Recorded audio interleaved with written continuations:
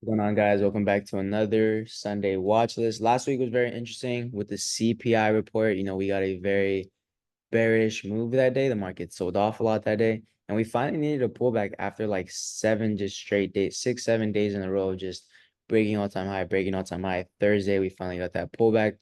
Friday, we gave some of the move back up, but then we rejected towards the end of the day and closed like midway down. So this wick right here on the daily chart on ES represents that sellers closed this all the way down here. So the buyers weren't able to hold the new all-time high, which is 5707 area on ES. So let's go to a 4-hour time frame. Based off this daily candle, looks a little bit weaker.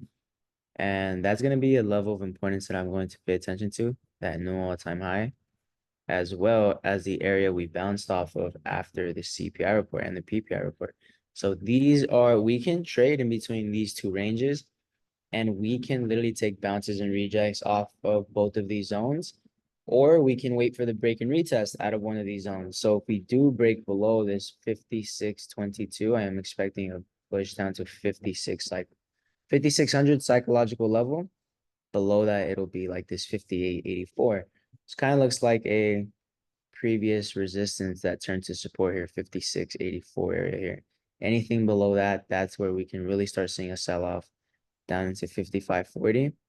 And this next demand zone really like down here. So if things get very weak, I can expect a move down into there. I'm going to correlate these levels with SPY right now. But before that, let's get into NQ. And before I get into NQ, I don't think I covered the economic report. So this week, we don't have nothing crazy, but we do have Jerome Powell on Monday at 9 a.m. Pacific Standard Time, 12 p.m. Eastern Time.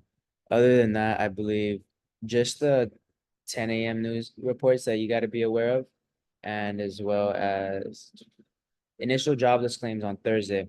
But that happens before the market opens, so you won't have to like worry too much about it as the market is open. So nothing too crazy this week other than Jerome Powell, and he speaks like a couple hours after the market is up, so 9 a.m. So here you have the Nasdaq. Let's look at the daily chart on Nasdaq. This to me looks a lot more bearish because this was a bearish engulfing. If you guys know this candlestick pattern, it is a bearish candlestick. And the following day, we close a bearish hammer, right? So the levels I will be paying attention to is the low of that hammer right there, kind of like this area down here, 20,325, 20,370, and the high of this candle. So let's break this down on a 4-hour chart, right? This is the all-time high here, and this is the recent low here. I'm leaning a little bit more to the downside, but after the Trump incident, right? Trump just got shot yesterday.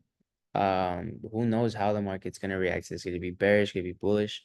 Anytime Trump was in office back in right early 20 in the 2020, 2021, like that's when the market was rallying.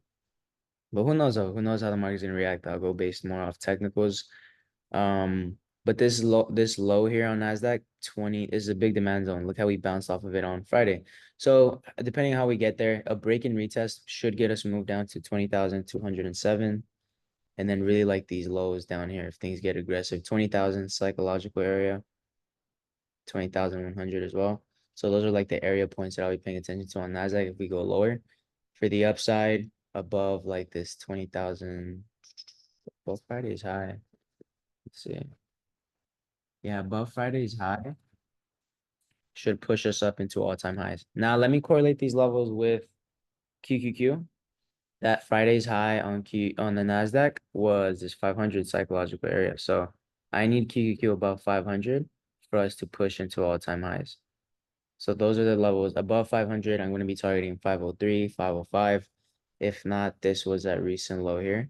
And you can see that the charts are literally identical. So if I go to the daily chart on QQQ, look how we have that bearish engulfing, bearish hammer. Literally the same way I did it on the Nasdaq, just correlating the two now. So for the QQQ below this Friday's low at 490, I can definitely see a move going down into 487. So I am going to be very interested in those 487 puts if we show any signs of rejection and we start working our way down into 487, 485. Daily 21 is also right there. So expecting some type of move down into there. as long as we stay below 500. So anything above 500, I'm giving you guys both scenarios because we got to always be ready and prepared, right? With Apple, going into individual ticker is no. Oh, let me do SPY real quick. So SPY correlation, all-time highs up here at 563. Recent lows, Friday's lows were here. So kind of very similar to yes. We're liking these ranges, and I'm gonna be waiting for a break and retest out of one of these ranges, or you can take bounces and rejects in these ranges. So anything below this 555 area, I can expect a move down into 551, like this 551 previous supplier, like this whole area here, 551, 550. That's a really good move, right? That's a really good move from 555 down to 551. That'd be a good move to the downside. For the upside, just keep an eye on this new all-time high. Definitely something to pay attention to. Bounces and rejects, all pull zones. Now going into individual tickers, Apple is in between two levels as well. There's 225.8, 233 area, let's say. So out of these two levels, just wait. I'm waiting for a break and retest out of either or. Below gets us down to 220, 223. So above, right, we push towards new all-time highs. I'll cover my favorite setups right now. Amazon looks good as well. Below this 193 area should give us a push down to 190, right? Amazon failed to break above that 200 level, and we are pushing down with some volume on the daily chart. Earnings are approaching next week. So yeah, after next week, sometimes these contract prices could get a little bit more expensive because of that. We have a lot of big companies are reporting next week. So something definitely important to be aware of. So below this 192, expecting a push into 190. Nothing crazy. One of my favorite setups is Meta though. Meta is at a key level of demand down here at this 494. And this is a big level of demand, but we are coming down with some weakness. We rejected aggressively from the highs, and we're pushing down towards this demand zone here. Anything below this demand zone gives us a push to 484. We're 488 for yeah, like 484 area, 485. Now, if this demand zone holds, then this could be a really great risk reward ratio to the upside as well.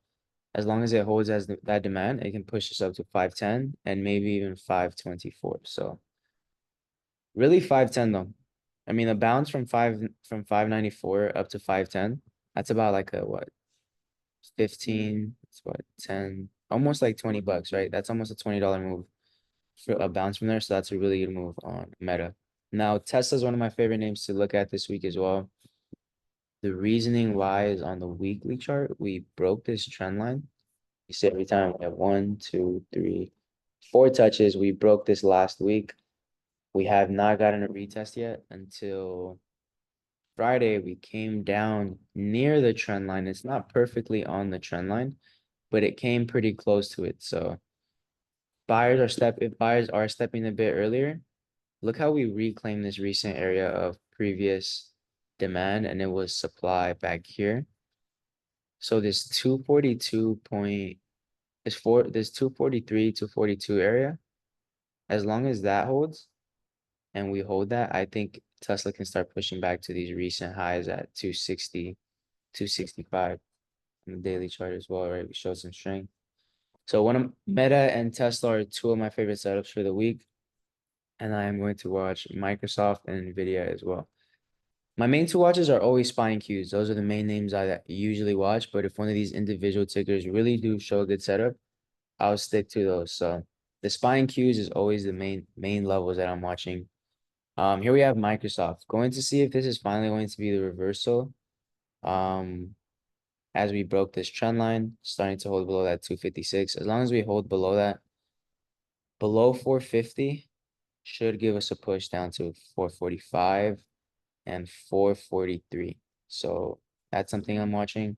And Nvidia as well, as it is in these two ranges here. This is demand down here. This is supply up here. Watching to see if we hold below this 130, 131 area for a push down into demand at 125 Anything below 125 should give us a push to 122 and 120. If we start to reclaim the 131, then I am expecting a push higher. So just going based off of those levels right there. Last one I will be watching is AMD. As you guys can see, AMD has been relatively strong since we broke out of the 174 area. And we pushed towards near key level of resistance, been rejecting for the past 3 days at 187. So anything above 187 should give us a push into the 190s and the 195s. Anything below the 174 starts to get us back down into the 170s and the 165s. So two ranges right now. This is demand down here. This is like supply up here. So I will be paying attention to these two ranges.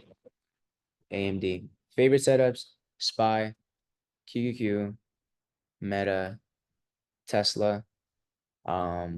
These are all going to be side watches and see how the market reacts to the Trump event and Jerome Powell speaking on Monday. So if you guys aren't in the free broadcast channel on Instagram, I do always update these watch lists as things change. So it's in my Instagram _Lex Trades. Thank you guys for watching, and I hope you guys all have a great trading week.